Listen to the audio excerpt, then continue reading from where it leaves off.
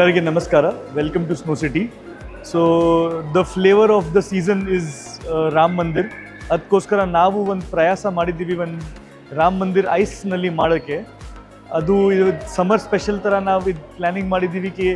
Snow city ತುಂಬ ವರ್ಷದಿಂದ ನಡೀತಾ ಇದೆ. ಇವಾಗ ಏನು ಹೊಸಾದು ಮಾಡಬೇಕು, ಅದಕ್ಕೆ ಪಬ್ಲಿಕ್ ವಾಪಸ್ ಬರಬೇಕು, ಅವ್ರು ನೋಡಬೇಕು ನಮ್ಮ ಇಂಡಿಯಾನಲ್ಲಿ ಎಷ್ಟು ಟ್ಯಾಲೆಂಟ್ ಇದೆ, ಏನೇನು ಗ್ರೇಟ್ ಕಾರ್ವರ್ಸ್ ಇದ್ದಾರೆ. ಅದಕ್ಕೋಸ್ಕರ ನಾವು ಒಂದು Ram Mandir plus 7 wonders of the world ಮಾಡಿದ್ದೀವಿ. ಆ್ಯಂಡ್ ಇದು ಇವತ್ತಿಂದ ಸ್ಟಾರ್ಟ್ ಆಗ್ತಾ ಇದೆ. So today we are having good response here.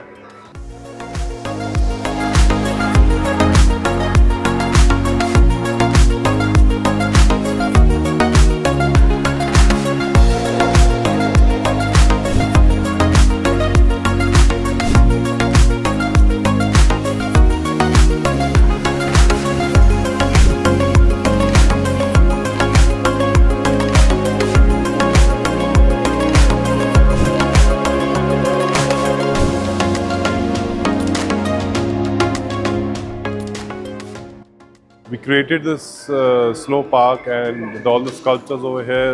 It took us 90 days and around 20 people, team of 20 people were here who were doing the ice carving for last 90 days. Near about 5,000 tons of ice was used, and in here we have created Leaning Tower of Pisa, Eiffel Tower, Statue of Liberty, and a pair of pyramids from Egypt, Taj Mahal, and the most awaited and the iconic thing that was unveiled this year was the Ram Mandir from Ayodhya.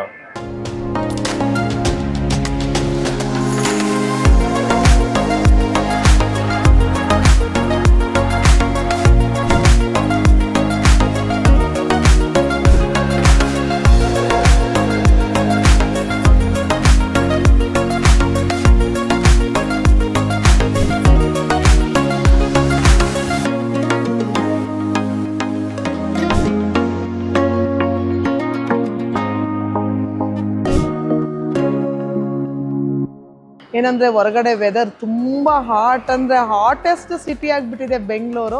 ಅಂಥ ಒಂದು ಇದರೊಳಗಡೆ ಇದು ಮಂಜಿನಿಂದ ಮಾಡಿರೋದು ತುಂಬ ವಿಶೇಷ.